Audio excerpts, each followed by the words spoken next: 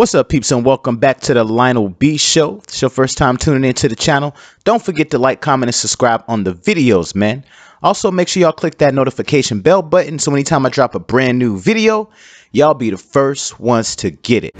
Now, before we get this video popped off, man, I want y'all to make sure y'all check out the dopest website around, blackishtee.com. Always hitting y'all with the first in celebrity news, gossip, and entertainment. Make sure y'all follow them on Twitter, Instagram, and sign up for the newsletter on the website. Now, back in 2008, man, I owned a small but popular publication, man. It was called 50/50 Magazine, 50FIFTY Magazine. Not to be confused with the other knockoff magazine that's out right now called 50/50. We had that name way back in 08, man. And they just now decided to kind of come out and do their thing. But anyways, I did have the opportunity to discover an unknown model, hairstylist, and video vixen. At the time, Keyshia Watson, that went by the name of Keyshia Ka'Oir. I saw her in pictures on Twitter, man, and I saw that she just did a video with Timbaland and Drake, Say Something, and she was actually dating Drake at the time. Now, I flew her out to Florida to work with my magazine, and I discovered so many things about her. She was radiant, she had a glow, she was personable, hell, she was even lovable. Now, on the way to the club, man, she was having cutesy conversations with Drake in the backseat of my Denali as we headed out to a club event. A lot of people gravitated to Keyshia, man, be it her online following, my staff, random people. At the time, very few people actually knew of her, but when I saw her, I said to myself, this one has that it factor. Now, my homeboys always mentioned to me that I never got full credit for it. Had I not driven her platform, I would still feel like she'd be somebody today. Even though her cousin requested 2 first-class tickets to come and shoot for my publication, Keyshia was more cool and laid back and only wanted a regular flight. After all, she was still kind of unknown at this point. Now, she changed her name from Dior to Ka'Oir and missed a legal battle with Big Gates. For y'all not familiar with that name, that's Plies' brother, and also the owner of Big Gates Records, which Plies is signed to and very loyal to. Now, they came together, man, and they formed a lipstick company back in the day, and it was called Secret Kisses. Now, Keyshia was a partner in the business, and they ended up suing her for essentially withdrawing money from the business account, taking their plug, and starting her own makeup line, which today is called, of course, Ka'Oir Cosmetics. Now, once the dust settled in that case, man, she went on to feature in a few more music videos with various artists. Now, one of the artists, man, that she actually featured a video with was Yo Gotti. Now, Yo Gotti alleges that he actually smashed her when they did the I Got That Sack video, which ultimately led to a heated beef with Gucci Mane. Now, she met Gucci Mane in 2010. And after seeing her in the issue of XX magazine and she was featured as the eye candy, much like me, he instantly wanted to book her. Initially, she declined because at the time she didn't really know who Gucci Mane was, but money talked, so she accepted the offer. And when she met Gucci, she indicated he was charming, sweet, and he knocked her off her feet. Now, the first thing Gucci said was, "You're gonna be my wife one day." Now, a lot of dudes use those lines right there, so of course she didn't initially believe it, you know what I'm saying? But as bad as an idea it is to mix business with pleasure, it appears that it worked out in the Wobster's favor as they instantly began dating. Now, all of his charm and money won Keyshia over, and when he got locked up in 2013, many thought she would jump ship, but she proved to be his ride-or-die chick. Now, she spoke to the Breakfast Club and indicated that Gucci Mane needed guidance, and she didn't want to just leave him high and dry. Now, her loyalty did pay off because he actually ended up wiring her $2 million to invest in her business, and she flipped it to a cool $6 million by the time Gucci Mane came home from prison. Now, the couple was definitely relationship goals up until the point that Gucci's lean addiction got the best of him, and he displayed his demons on full display on Twitter and even came for Keyshia. Now, she tried to call him and ask him like, "Babe, what's wrong?" And immediately he went on the defense.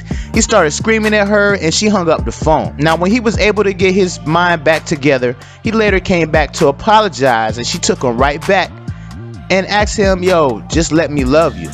Now, they got married in a $1 million wedding, and fans weren't happy at all. Keyshia even went on record stating that they were relationship goals up until the point they said "I do," and she alleges that the blogs were paid to discredit their marriage. Now, the biggest unsupporter of their marriage was Tampa rap artist Miss My Neck and My Back Kaya. She went on a I Hate the Wobsters campaign and was telling the world that since Keyshia is Jamaican, she definitely put voodoo on him. Now, Keyshia denied those claims and states that her family does not practice the occult. Gucci's mom and little brother weren't even in the wedding attendance either, because Keyshia claims she only wanted people that truly loved them and didn't want to spoil her special day with bad vibes or negativity. Now, she stated that publicizing the wedding on national television was not a good experience at all because she received so much hate. Unlike all of the love that she received in the start of her career, people definitely change when she gets to a certain point in your life. Now, as for the new Gucci Mane that everyone claims is an actual clone, she credits that to helping him be the person that he always was behind closed doors and that the world didn't get to see. And that was actually a charmer. And it was okay to smile and be happy. So why be so angry all the time? Now, she indicated that he did a lot of changing on his own because you ultimately can't force anyone to do anything they don't want to do. Now, Gucci Mane did hide his lean addiction from Keyshia, and she states that she knew he did it, but he actually cared enough about her, you know what I'm saying, for her not to actually see him take part of the lean and all that right there. Now, she said that they actually prayed together. So I always say, man, a family that prays together stays together. They end up praying together, and they were able to overcome his addictions. And basically, Keyshia went on to basically tell Gucci, like, man, God gave you a second chance at this life. So at this point, it's better for you to just go ahead and change it up, man. Because she said, I'm not going to sit back and watch you destroy your life. You know, you got too many gifts, man. You got a big following. You got money. You got fame. You got fans. Like, you got a lot to be thankful for. And God gave you another chance. You was looking at 20 years in prison. So how can you not be happy about this life? Why are you steadily trying to destroy your life? That doesn't make a whole lot of sense. Now, Keyshia does, man, she prides herself in bringing her own bag to the table. She indicates that is a household that has two incomes, so it's not like she's in his pockets at all because she has her own bag right now. And she prides herself in best wife that she can be by cooking, cleaning, packing his bags, making sure he eating right, and also handles her role of a wife like a boss. Now, they have no prenuptial, and she indicates that Gucci trusts her with his money, his life, and more. I mean, after all, man, he was locked up in 2013. She was going to see him faithfully. She was taking pictures. Like, that was her bae for show, and she wasn't going to lose him to nobody. Now, her mom did try to actually convince her of getting a prenuptial agreement, but she basically fired back at her mama, was basically saying like, yo, we both got money, there's really no point of us actually doing a prenuptial agreement. I mean, I'll leave that up for y'all to decide, man. I mean, how y'all feel about prenuptials? Y'all feel like they're good? I mean, in the case where it's two people when they both got a lot to bring to the table and it's not like either one is kind of lacking in the money area, I mean, what do y'all feel about that? But also, man, her morals mentioned that she would never allow Gucci Mane to cheat on her, and if he did, he definitely wouldn't get a second chance at it. Keyshia did indicate, man, she may be arriving to reality TV with her bae at some point in the future. If somebody can make the right offer, that is definitely something the Wobsters would consider.